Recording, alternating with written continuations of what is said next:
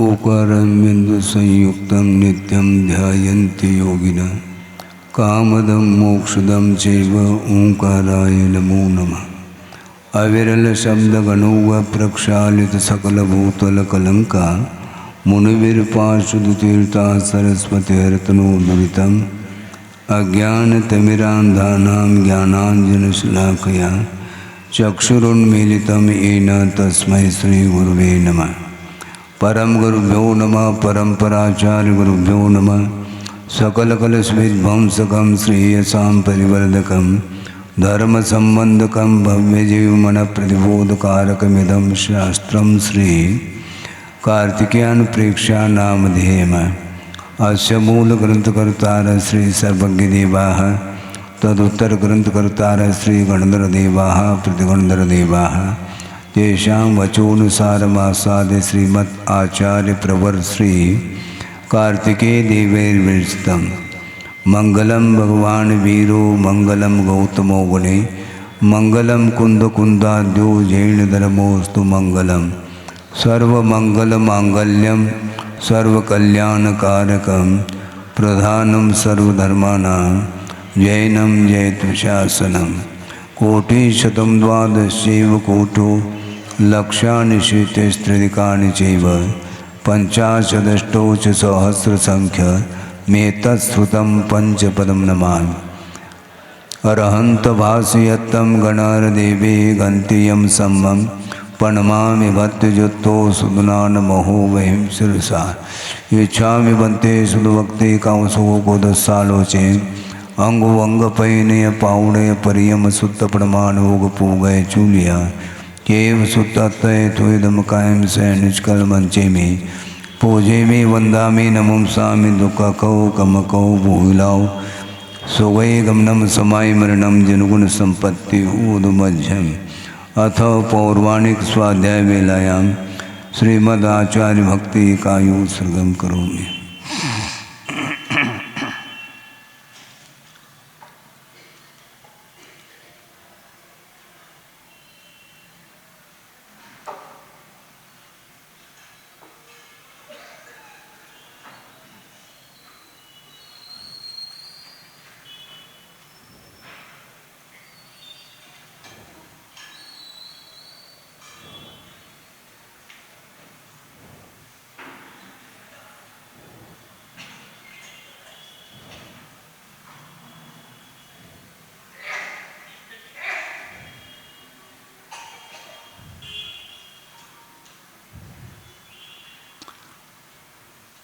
श्रुतजलधिपारगेभ्य स्वपरमत विभावना पटुमतिभ्य सुचरितपूर्णदेभ्यो नमो गुरुभ्यो गुणगुरुभ्य।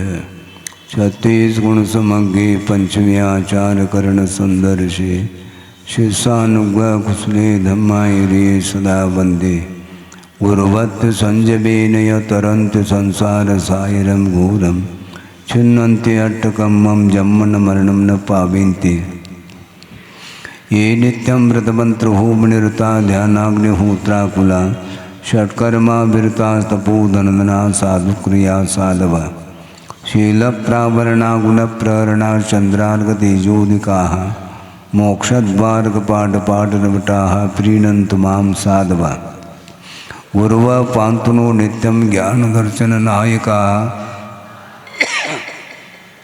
चारित्रार्णव गंभीरा मोक्षमार्गोपदेशकाः इच्छामि बन्ते आयुर्वती कावसो गोदस्सालोचे सम्मनान सम्मदंसन तमचर्जुत्तानं पंचव्याचाराणाम् आयुर्यानम् आयारादि सुमरानुपदेशानम् वज्झायानं तिरयनुगुणपालरयानं सौसानं सैनिष्कलमंचे में पूजे में वंदामि नमं सामि दुःखकौ गमकौ भोगिलाओ सुगय गमनम समाय मरणम जनगुण संपत्ति होदमध्यम तिहुवनतिलयं देवं वंदिता तिहुवनिंद परिपूज्यम ओचम अनुपेहावो भवीय जनानंद जनने वो।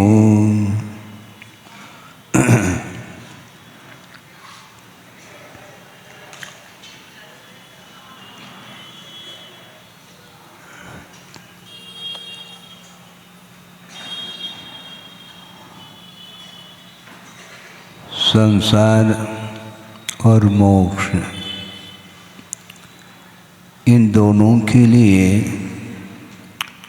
भिन्न भिन्न कारण हुआ करते हैं। संसार का निर्माण जो होता है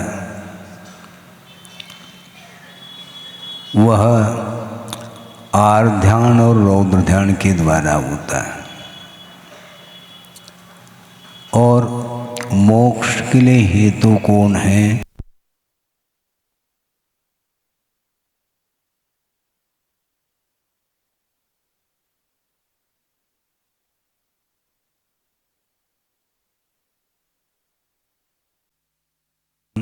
हेतु के रूप में स्वीकारा है,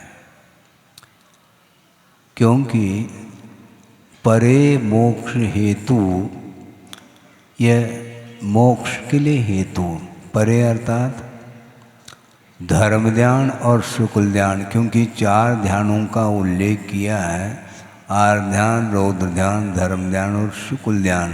तो आगे के जो 2 ध्यान हैं परे धर्म शुक्ले इत्यर्थ है, आगे के धर्म ध्यान और शुक्ल ध्यान ये मोक्ष हेतु कहा, ये मोक्ष के लिए हेतुभूत है। और इससे पारिशेष न्याय जो अवशिष्ट जो विषय है वह अपने आप ही सिद्ध हो जाता है कि आर ध्यान रौद्र ध्यान संसार के लिए कारण है, और जो आर ध्यान रौद्र ध्यान से ऊपर उठने का पुरुषार्थ करता है वही मोक्ष पुरुषार्थ माना जाता है। मोक्ष पुरुषार्थ कैसे करें महाराज? जो संसार के लिए आप पुरुषार्थ कर रहे हैं तो उसको थोड़ी देर के लिए विराम दे दो तो अपने आप है।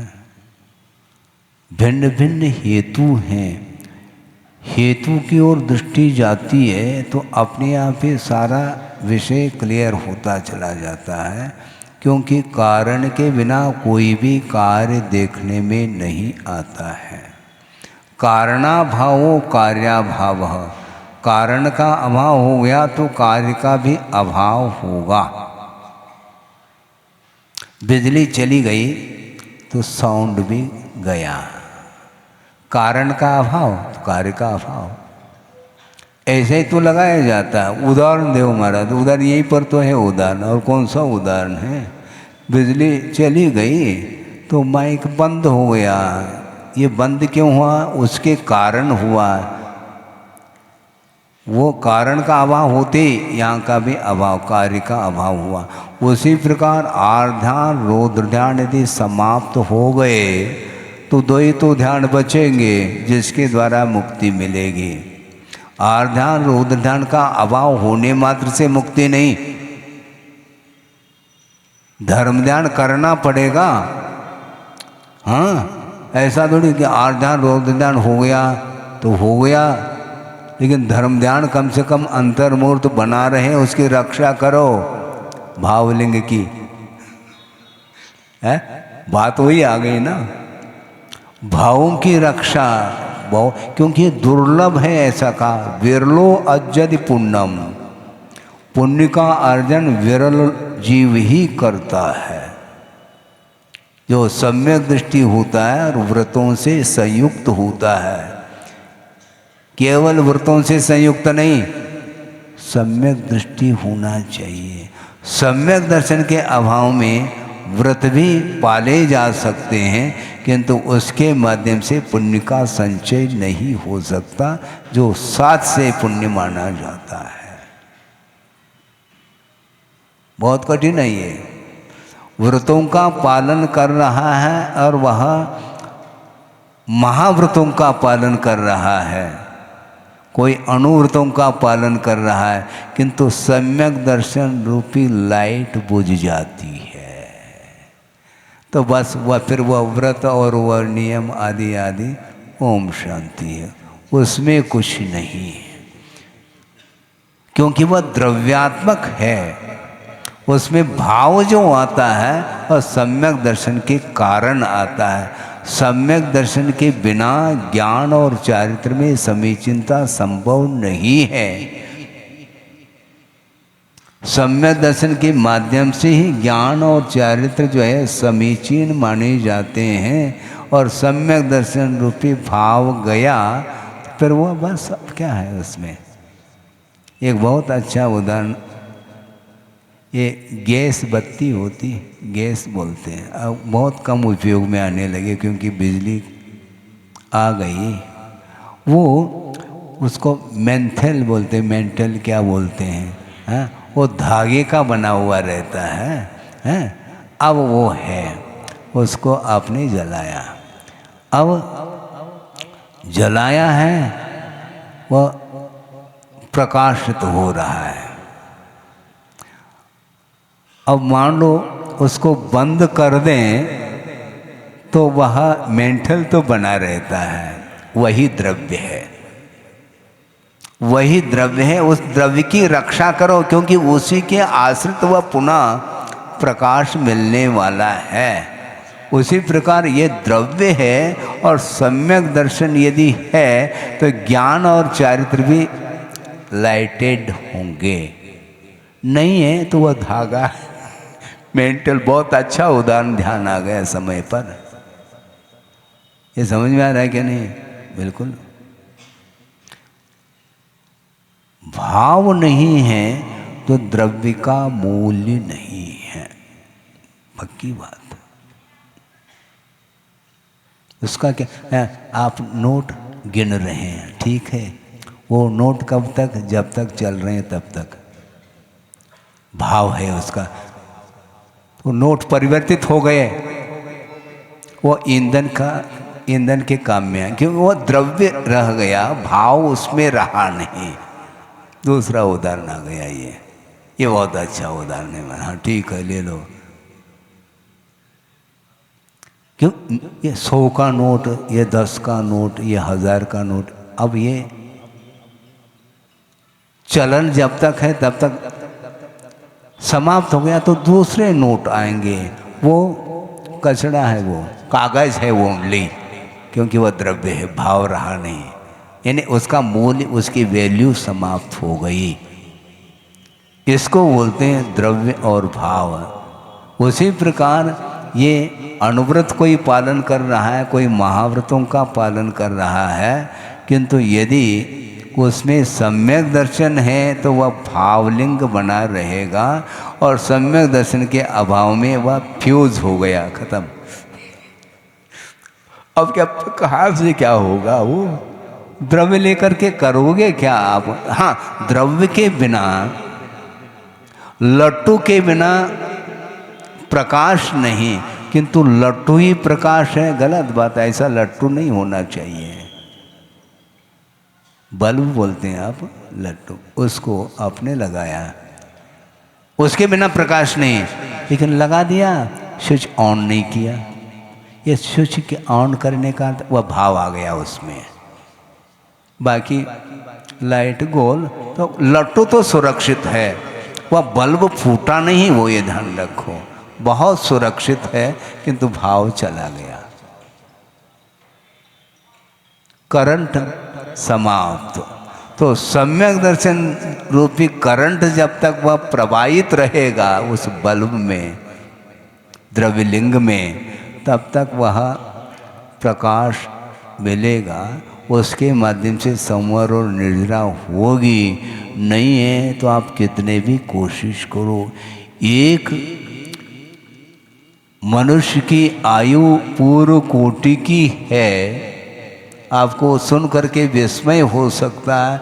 ये आगम धौला आदि ग्रंथ में ये उल्लेख मिलता है, एक जीव की उम्र पूर्व कोटि की है, और उसने 8 साल अंतर्मुर्त के उपरांत निर्ग्रंथ लिंग को धारण कर लिया, जनलिंग को, और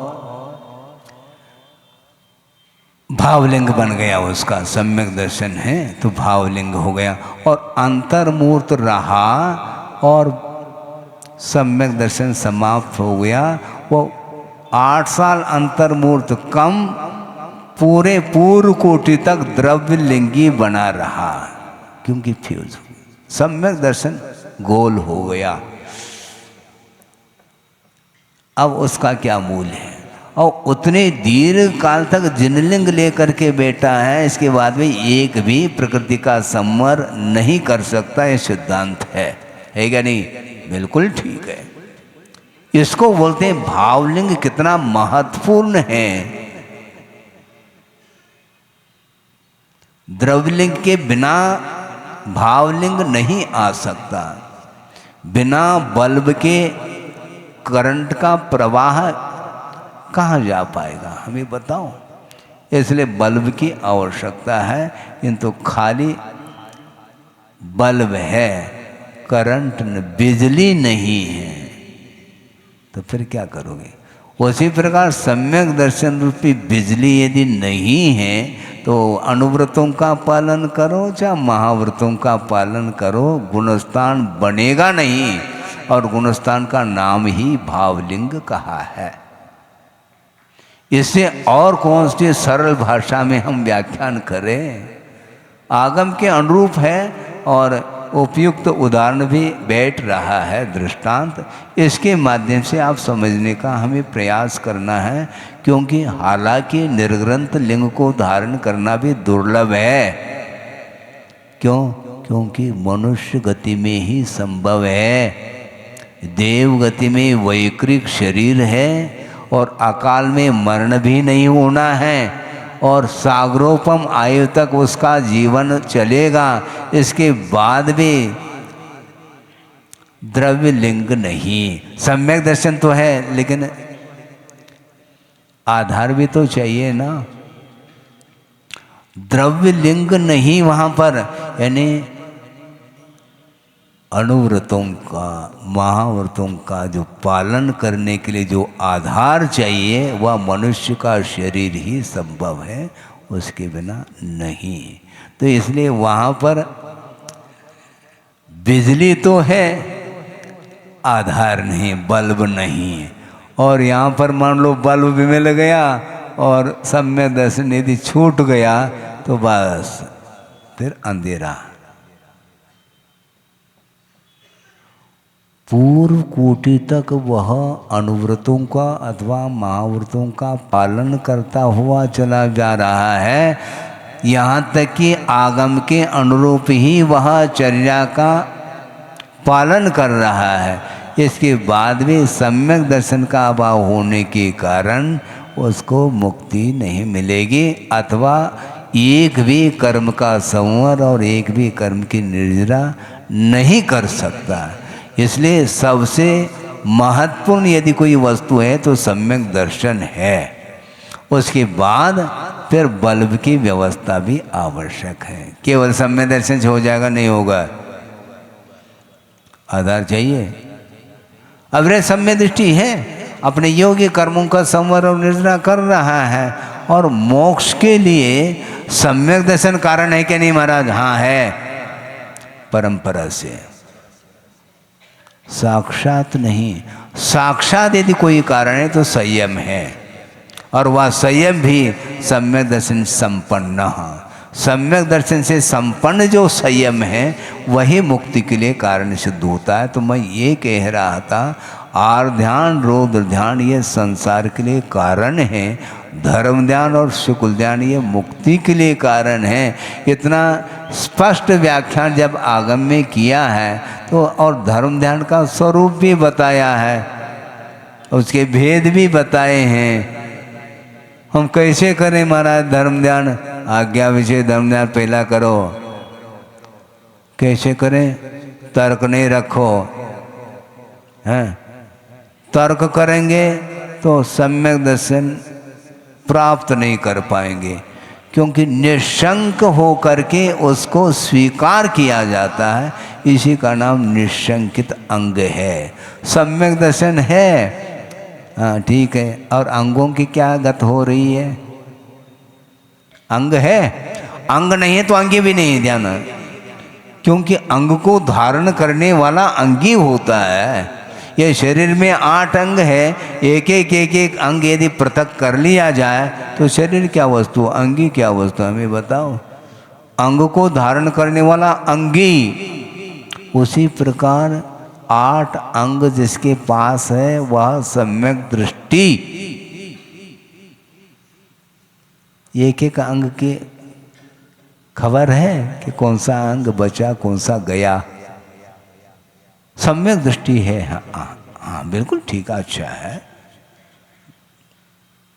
लेकिन वस्तुतः वह अंग पल रहे हैं क्या नहीं, इसका परीक्षण कौन करेगा?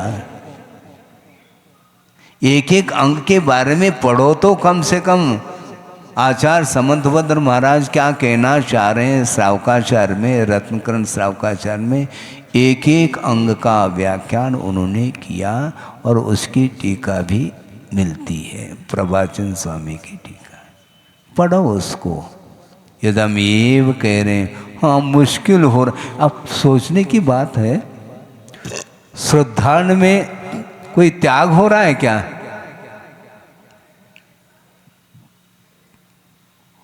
अविरति है वो। इसका अर्थ वहां न स्थूल रूप से 5 पापों का त्याग किया, न सूक्ष्म रूप से, वो अविरति है, किंतु श्रद्धान है उसके पास। उसने त्याग बिल्कुल नहीं किया, किंतु श्रद्धान बरकरार बनाए रखा है। आपको श्रद्धान करने में भी यदि पसीना आ रहा है तो चारित्र से आप कोसों दूर हैं, ध्यान रखो। श्रद्धान करने में आगे पीछे क्यों? जो कहा है उसको स्वीकार करो। कैसे करेंगे? न करो, क्योंकि आग्रह हमारा है नहीं, आग्रह बिल्कुल नहीं। स्वीकार करना है तो करो, नहीं करना है तो एज यू, खत्म। उसमें हमारा कोई हस्तक्षेप नहीं। आप करते हैं तो हस्ताक्षर कर रहे हैं, यानी समर्थन।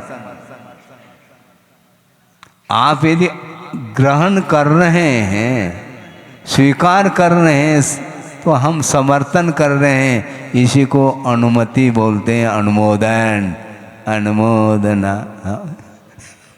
हाँ, उसके बिना छठा भाग हमें मिलना ही नहीं। आप यदि व्रत लेते हैं तो हमें आमदनी है। क्यों? अनुमोदना। तो अनुमोदना में कुछ है ही नहीं, गलत बात है, ऐसा थोड़ी होता है। अनुमोदना का अर्थ समर्थन, और समर्थन का अर्थ जो धर्म का समर्थन कर रहा है उसके माध्यम से यदि मान लो पुण्य का संचय न हो तो किसके द्वारा होगा? हमें बता दो आप। अब तुम्हारा है थोड़ा थोड़ा, ऐसा ही होता है। वो बहुत बड़ा वह विषय है समर्थन। मैं इसका कैसा समर्थन करूं? अच्छा, आगम का करो ना समर्थन। हैं, हम यहाँ तक कहना चाहते हैं मेरा समर्थन मत करो, मेरा तेरा हम छोड़ देंगे। आगम का करो, आगम का करो समर्थन। उसमें हम कैसे करें तो तुम जानो। इससे ज्यादा क्या कहा जा सकता है? नहीं कहा जा सकता है। इसलिए धर्म ध्यान करना चाहो तो श्रद्धान होना अनिवार्य है, ऐसा कहा। आर ध्यान के साथ श्रद्धान का अभाव होता है, ऐसा नहीं कह रहा हूं, किंतु जिस समय आर ध्यान है उस समय धर्म ध्यान का अभाव है, ये कहा जा रहा है। दोनों पैरेलल नहीं चल सकते हैं। आर ध्यान भी, रौद्र ध्यान भी, धर्म ध्यान भी और शुक्ल ध्यान भी संभव नहीं। एक कोई रहेगा, वन मैन शो। एक रहेगा, दूसरा नहीं रह सकता। दिन रहेगा तो रात नहीं, रात रहेगी तो दिन नहीं। दोनों एक साथ कैसे बन सकते? नहीं बन सकते। उसी प्रकार आर ध्यान है, भले वह श्रवण भी क्यों ना हो, उस समय वह धर्म ध्यान नहीं कर सकता। एक साथ चलेंगे, संयम रह सकता, उसका भावलिंग भी रह सकता है, किंतु आर ध्यान के वक्त धर्म ध्यान संभव नहीं, ये कहा। नहीं तो एक साथ चारों मानना चाहो तो मान लो, ऐसा कहीं कहा है क्या? नहीं। प्रमथ संहिता नाम 6ठे गुणस्थान तक आर ध्यान की सीमा बताई है। और गुणस्थान छठा है क्या? नहीं। तो भावलिंग है क्या? नहीं है, बिल्कुल, तभी तो छठा गुणस्थान बनेगा। लेकिन उसमें मलिनता आ रही है, ये कहा जा रहा है। गुणस्थान का अभाव नहीं, शुभोपयोग का अभाव नहीं, किंतु धर्म ध्यान का अभाव हुआ है वहाँ पर आर्ध ध्यान के काल में। इसलिए आर्ध ध्यान रौद्र ध्यान से जो ऊपर उठता है तो निश्चित रूप से उसकी गति आगे होती चली। आर्ध ध्यान रौद्र ध्यान पतन के लिए कारण है, ये कम से कम श्रद्धान का तो विषय बने। इसके ऊपर भी श्रद्धान करो, सम्यक दर्शन हो जाएगा। हाँ, यहाँ तक कहना चाहते हैं, आपको विकल्प हो सकता है, विस्मय हो सकता, होने दो एक क्षण के लिए, लेकिन आगम की बात कही जा रही है कि मिथ्यात्व के ऊपर श्रद्धान करने से भी सम्यक की उत्पत्ति। महाराज ये क्या हो गया है? आपको हो क्या गया है? उपवास तो 10 बजे से चालू होना है, अभी से क्या हो गया आपको? मैं सही कह रहा हूं, आगम से कह रहा हूं, क्योंकि मिथ्यात्व रूप जो परिणाम है वह भी अपने आप में एक तत्व है और उसका सही सही श्रद्धान करना। मिथ्यात्व का जो स्वरूप है, जैसा स्वरूप है, उसके ऊपर उसी प्रकार श्रद्धान करने से ही सम्यक की उत्पत्ति होगी। क्योंकि आचार्यों ने लिखा है, यदि प्रत्यनीकानि भवंती भव पद्धति। सम्यक दर्शन, सम्यक ज्ञान, सम्यक चारित्र से जो प्रत्यनीक अर्थात विपरीत भाव है, जो मिथ्या दर्शन, मिथ्या ज्ञान, मिथ्या चारित्र, ये संसार के लिए कारण है। भव पद्धति ऐसा कहा, इसके ऊपर भी श्रद्धान करेंगे तो हमें सम्यक उत्पत्ति होगी। तत्व के ऊपर श्रद्धान करो, मोक्ष के ऊपर श्रद्धान करने से सम्यक उत्पत्ति हो, और संसार के ऊपर श्रद्धान करने से सम्यक की उत्पत्ति नहीं होगी। क्या होगी? क्योंकि संसार ही परिभ्रमण के लिए कारण है, संसार ही दुर्गति के लिए कारण है। आर्ध ध्यान रौद्र ध्यान ही संसार के लिए कारण है, ऐसा श्रद्धान करना है। ने आर्ध ध्यान के ऊपर श्रद्धान करो, रौद्र ध्यान के ऊपर श्रद्धान करो, उसका जो स्वरूप है, स्वरूप के ऊपर श्रद्धान किया जाता है, वही सम्यक ज्ञान माना जाता है। जहर के ऊपर भी श्रद्धान करना है, क्योंकि वह मृत्यु के लिए कारण है। पिया थोड़ी जा रहा है, लेकिन श्रद्धान तो करेंगे तभी तो उसको छोड़ पाएंगे हम। मिथ्यात्व के ऊपर श्रद्धान करोगे तभी तो मिथ्यात्व से ऊपर उठ पाओगे। इसलिए आर्ध ध्यान रौद्र ध्यान को गौण करके, समाप्त करके, सम्यक दर्शन के साथ व्रतों से जो युक्त होता है वह पुण्य का अर्जन करता। इस प्रकार के जीव विरल हैं। और साथ साथ ये भी कहा था, ओसम भावे सहिदो, उपशम भाव से जो सहित होता है वही पुण्य का संचय करता है। उग्र प्रकृति वाला गर्म दलदल में चला जाएगा। वो गर्म दल ठीक नहीं, उग्रता ठीक नहीं, और उग्रता का नाम ही रौद्र ध्यान है। क्रूर परिणाम, क्रोध कषाय का उदय आ गया, लेकिन उसमें सौम्यता है, और उग्र हो गया, भैया उसके पास मत जाओ। क्यों? वो आपे में नहीं है, बाहर आ गया, वो समुद्घात होने जा रहा है, कषाय समुद्घात, इसलिए आपे में, वो आपे में नहीं, यानी वो होश हवास नहीं, एकदम वो टूट पड़ रहा है।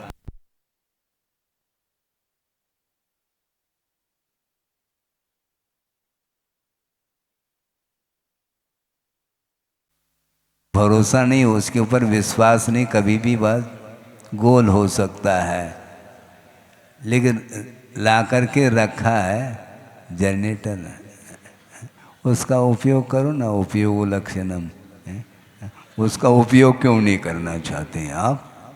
क्योंकि मंगलाचरण करने के बाद व्यवधान नहीं आना चाहिए, क्योंकि सामूहिक फिर अंतराय कर्म का उदय यूं आता है। यदि मान लो बिजली नहीं, मैं स्वयं तो स्वाध्याय कर सकता हूँ किंतु करा नहीं सकता, ये दिक्कत होती है। तो मैं ये कह रहा था उपशम भाव से सहित होना चाहिए। ये उग्रता ठीक नहीं, तीव्र परिणाम ठीक नहीं, उसके माध्यम से चारित्र मुनि का बंध होता है। इसलिए हमेशा चारित्र के अभाव में भी क्रोध उद्दीप्त न हो, सौम्य रहे। एक मिथ्या दृष्टि है और उसके पास अनंतानुमति कषाय का उदय है, लेकिन फिर भी वह अनंतानुमति कषाय का मंदतम उदय होने के कारण सम्यक दर्शन के अभिमुख पहुंचा है, बल्कि मात्र सम्यक दर्शन के अभिमुख नहीं, वह महाव्रत अर्थात सप्तम गुणस्थान के सम्मुख पहुंचा है। एक इसका परिणाम है, मंदता का परिणाम है। लेकिन खाली मंद करके बैठे रहोगे तो नहीं, सौक्षम होना चाहिए। उदया भावी क्षय जो होगा वह क्रूरता के साथ नहीं होगा। ये ध्यान रखो, बहुत कठिन काम है, बहुत रिस्क है ये। भावलिंग की सुरक्षा करना बहुत जोखिम है। ये बहुत अलर्ट रहता है वह साधक, रहना चाहिए। नहीं तो किसी भी पल में जैसे वैराग्य उपज सकता है तो किसी भी पल में वह विलीन हो सकता है, ये ध्यान रखो। इसलिए हम किसी की बात को सुनेंगे नहीं। यदि सुनते हैं तो आगम के अनुरूप यदि वह कुछ कहता है तो बिल्कुल अच्छे ढंग से सुन लेंगे, और आगम से हट कर के कुछ बात करना चाहता है तो हम उसके प्रति कोई उग्रता का व्यवहार नहीं करेंगे। उग्रता का व्यवहार करेंगे तो हमारा सम्यक दर्शन फ्यूज हो जाएगा, समाप्त हो जाएगा। हमें अपने भावलिंग की रक्षा करना है। तो इसलिए उपशम भाव से सहित होता है। और एक और विशेषण दिया है, निंदन गरहाय संयुक्तो, अपनी निंदा और गरहा से वह संयुक्त है, वही पुण्य का संचय करता है।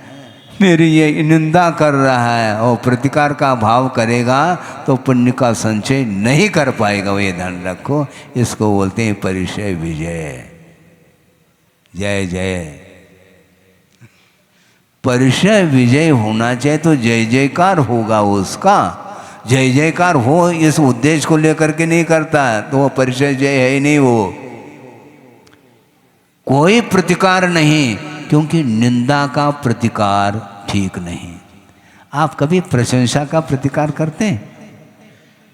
वो सही कहते नहीं, ऐसा मत कहो। लेकिन कोई ना कहे तो तकलीफ। भाव भीतर रहते, प्रशंसा का कोई प्रतिकार करने वाला कोई है क्या सभा में? हम पूछ रहे हैं। प्रशंसा का प्रतिकार यदि कर लोगे तो फिर कहना ही क्या है। ओम शांति। प्रशंसा का प्रतिकार करो, निंदा का प्रतिकार नहीं। कोई निंदा कर रहा है, वेलकम। कोई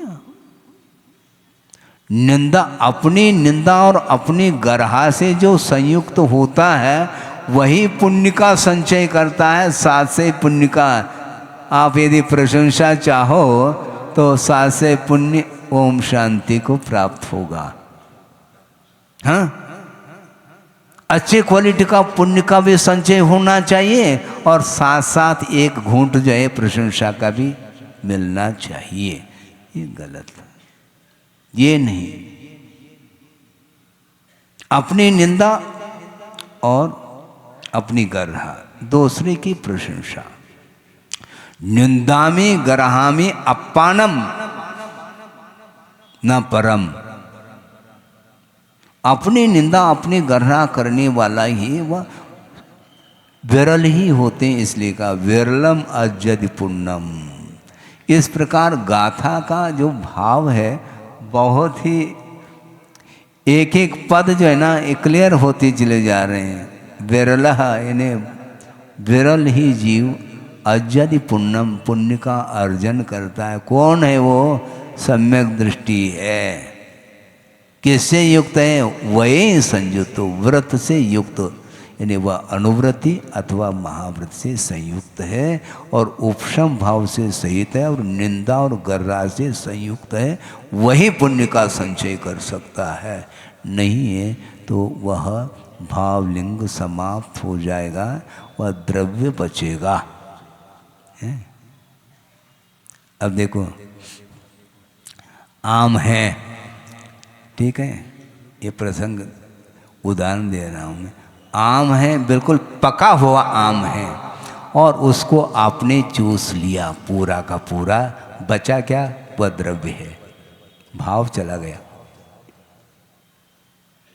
भाव ही सेवन करने में आता है, द्रव्य नहीं आता है। उसकी गुठली फेंक देंगे और उसकी जो छिलका भी फेंक देंगे, और छिलका जो ना पशु आदि उसको खा लेते हैं। आप क्या करते हैं?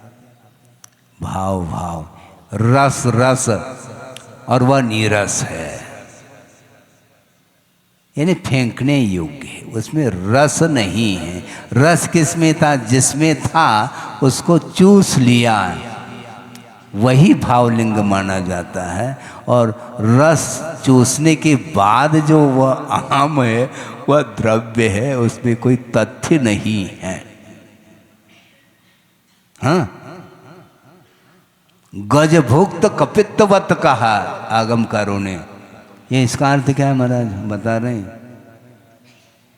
गजभुक्त कपित्तवत का अर्थ यह है, हाथी होता है, गज अर्थात हाथी, और उसने जो केंत का फल है उसको निगल लिया है और उसके पेट में पहुंच गया।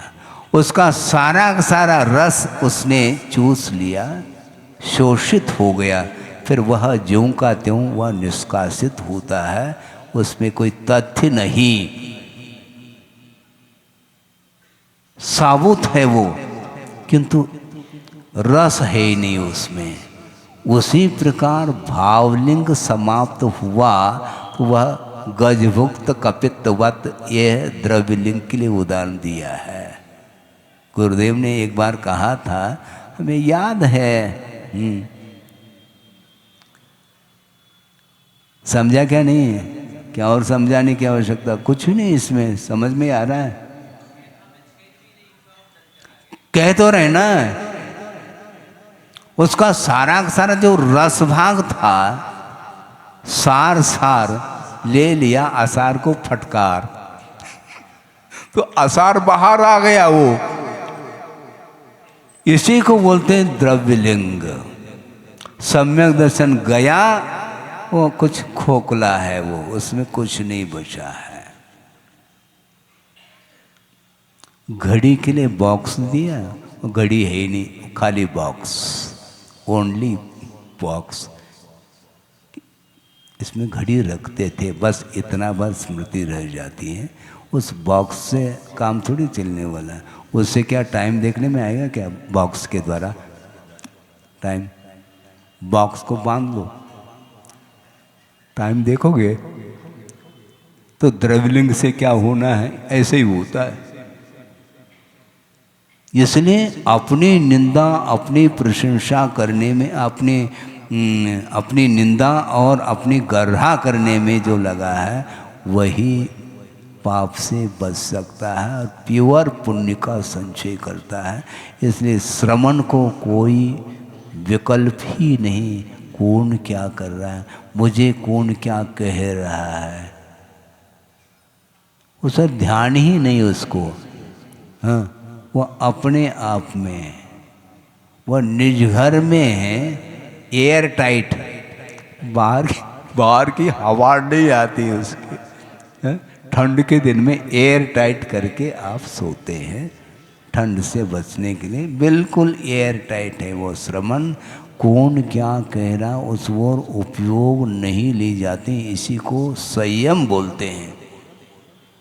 हाँ, इसी को संयम बोलते हैं। सुनने में भी आ जाए तो शब्द है, केवल शब्द है, ज्ञान तो है नहीं इसमें। तो इससे क्या होने वाला, ये जड़ है, कहेंगे नहीं वो। केवल जानेंगे, कहना कुछ भी नहीं, हमें जानते चले जाओ। केवल जानो, जान नहीं लेना किसी का, केवल जानना है, जान लेना नहीं। क्या? केवल जानना है, जान लेंगे तो फिर हिंसा होगी, जान चली जाएगी उसकी। हमें जान नहीं लेना, जान लेना है।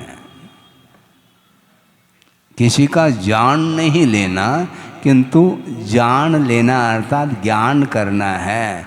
तालियां बज गई।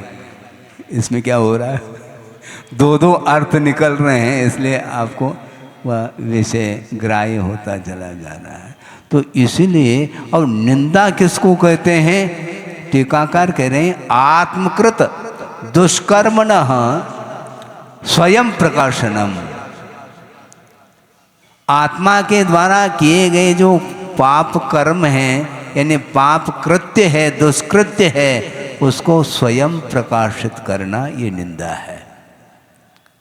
दूसरे के दोष को प्रकाशित नहीं करना, उसका तो उपगमन करो, और अपनी जो दुष्कृत्य है, अपनी जो दुष्प्रवृत्ति हुई है, हमारे अंदर जो दोष उत्पन्न हुए हैं, उसको प्रकाशित करने का नाम, व्यक्त करने का नाम ये निंदा। और गरहा किसको बोलते हैं? गुरु साक्षी, गुरु साक्षिक आत्मदोष प्रकाशनम। अपने दोषों को व्यक्त करता हुआ, कहाँ पर व्यक्त कर रहा है? गुरु के सामने। गुरु साक्षी पूर्वकम आत्मदोष प्रकाशनम गर्हणम, ऐसा कहा है। होता है क्या ये? बहुत कठिन है, प्रैक्टिकल। जो भाव आ रहे हैं, हम अच्छे भाव तो व्यक्त करते हैं, लेकिन जो बुरे भाव हैं उसको बिल्कुल एयर टाइट करके उसको वो लीक नहीं होने देते, उसको वह रिस नहीं सकता। गुण तो रिस रहे हैं, जल्दी प्रकाशित हो जाए, दूसरे के जानने में आ जाए, लेकिन दोष बिल्कुल जो है ना सुरक्षित है, उसको बिल्कुल पूरी तरह से सुरक्षा करके रखा। कोई एक दोष भी प्रकट ना हो दूसरे के सामने, तो ऐसी स्थिति में वह अपनी गर्हा नहीं कर सकता। निंदा अपनी गर्हा करने वाला ही पुण्य का संचय। पुण्य चाहिए, हाँ हमारा पुण्य, इसका क्या पुण्य, इसका क्या फल, इस क्रिया का क्या फल? फल तो बाद में, पहला फूल तो आ जाए। अभी फूल दिखाई नहीं पड़ रहा, फल की बात कर रहा है तू। कितनी आकुलता है ये सब आकुलता है। अपेक्षा आकुलता के बिना नहीं। आप प्रतीक्षा क्यों कर रहे हैं?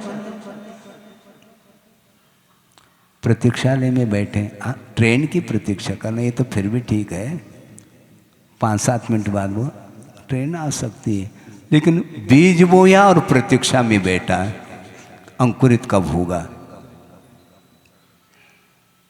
संभव नहीं है। इसलिए बिना अपेक्षा के, क्योंकि अपेक्षा विषयों की होती है, नहीं करना चाहिए। क्योंकि आपको पुण्य के फल से क्या सरोकार है, हमें पूछना चाहिए। इसका अर्थ भोक्तृत्व बुद्धि है उसके अंदर। पुण्य के फल को क्यों चाह रहा है? हाँ, इसका अर्थ भोगना चाह रहा है। पुण्य के फल की ओर क्यों दृष्टि है? क्योंकि फल को भोगा नहीं जाएगा, हमें फल को भोगना ही नहीं है, तो उसकी प्रतीक्षा क्यों करते हो फिर? इसका अर्थ उसके कब वो फल मिलेगा और कब मैं उसको ले लूं। हैं, कैसा लग रहा है महाराज? ये तो बहुत ही हो गया, अति हो गई ऐसा लग रहा है। अति नहीं हुई, इति आप लोगों की तरफ से हो रही है। अति नहीं, ये बिल्कुल यथार्थ सत्य है कि वस्तुतः इच्छा किसी की नहीं होनी चाहिए। कारण सदृशम कार्यम कहा, क्या इच्छा सदृशम, इच्छा के अनुरूप कार्य होता है क्या कारण के अनुरूप? बोलो, कारण के अनुरूप है, फिर इच्छा क्यों बीच में ला रहे? आपका एम क्या है? कर्म का क्षय करना, तो फिर पुनः उसका फल चाह रहे हैं। उसका फल क्या है? कर्म के क्षय का फल मुक्ति है। वह चाहने से थोड़ी होगी, टेंशन में आने से नहीं होगी। ध्यान रखो, तनाव मुक्त होकर, क्योंकि तनाव मुक्त इसलिए होता है श्रमण, क्योंकि किसी बात की उसको इच्छा ही नहीं। मोक्ष की इच्छा करने से मिल जाए तो आप इच्छा कर लो, आपको हमसे पहले मुक्ति मिलेगी, फिर आपको हमसे पहले चल जाएंगे। बहुत अच्छी बात है, इच्छा कर लो। इच्छा से नहीं, कार्य करने से मुक्ति होती है, भावों से मुक्ति होती है। और भावों के निर्मल सरिता में अवगान करने आया हूं। आना जाना मिट जाए और फिर भी साध्य के बाद चले जाएंगे। और आना जाना निषेध नहीं, एक भाव है, भक्त की भक्ति है, सिद्धांत कुछ अलग है। ध्यान रखो, सिद्धांत के भक्ति का निषेध नहीं करना, नहीं तो तुम पूजन करना ही बंद कर दोगे। ऐसा नहीं, पूजन करो, उसके बाद भोजन करो। लेकिन वस्तुतः इसका फल मुझे ये मिले, ये मिले, ये भाव ठीक नहीं है।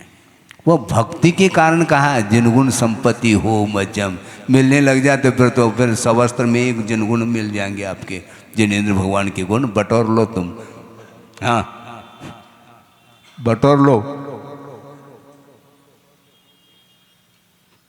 फल मिल जाए? नहीं मिल सकता। अपने भावों का ही फल मिलता है, दूसरे के भावों का नहीं। और चाहने से नहीं मिलता, क्योंकि इधर तो शुक्ल निशा के लिए उदाहरण ये दिया जा रहा है, जब डाल से पक करके जब फल गिरता है तब वह ग्रहण करता है। गिरे गिरे गिरे ऐसा यदि मान लो भाव रखेगा तो कृष्ण लेशा में पहुंच जाएगा। वो आकुलता है और नहीं गिरता है, फिर पत्थर मारेगा, वो गिर नहीं रहा, क्योंकि शुक्ल लेशा से परिवर्तन आ गया। और अति आसक्ति आ गई, वह कुल्हाड़ी लेकर के वह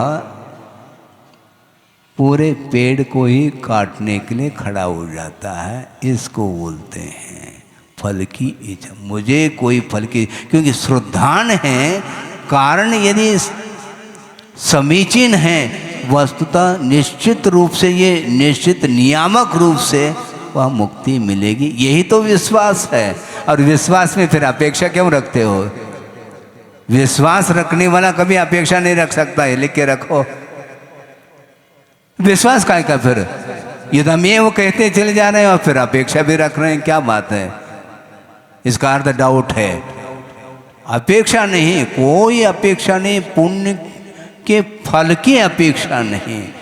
मोक्ष फल प्राप्त है, हाँ प्राप्त। और चढ़ा क्या रहा है वो? कमल गट्टा, काली मिर्च चढ़ा रहा है भैया। तुम लाल मिर्च चढ़ाओ, कोई भी मिर्ची चढ़ाओ तुम, उससे होना कुछ नहीं। आप अपेक्षा क्या रख रहे हैं? मोक्ष फल प्राप्त, ये कहा एक व्यवहार में कहने में आ रहा है, किंतु फल जो है ना प्राप्त मुझे हो, ऐसा कहने से प्राप्त नहीं होता, किंतु उसके अनुरूप यदि आप कार्य करते हैं निरपेक्ष भाव के साथ, तब साथ से पुण्य का संचय होता है। ऐसा विरल ही होता है वह सम्यक दृष्टि, जो व्रतों से युक्त होता है और उपशम भाव से सहित होता है और निंदा और गर्हा से संयुक्त होता है। वह प्योर पुण्य का संचय करता है और मन में ये भाव रखता है, इसका फल भी मुझे नहीं चखना है। फल को चखने की जिसकी वृत्ति है तो वह कभी भी संचय नहीं कर सकता, ये इसका आशय है। बोधि समाधि परिणाम शुद्धि स्वात्म उपलब्धि शिव शोक सिद्धि चिंतामणिम चिंतित वस्तुदाने त्वां वंदमानस्य ममास्तु देवी। परम पूजा आचार्य गुरुवर श्री विद्यासागर जी महाराज की। बोलिए आचार्य भगवंत गुरुदेव श्री समय सागर जी महा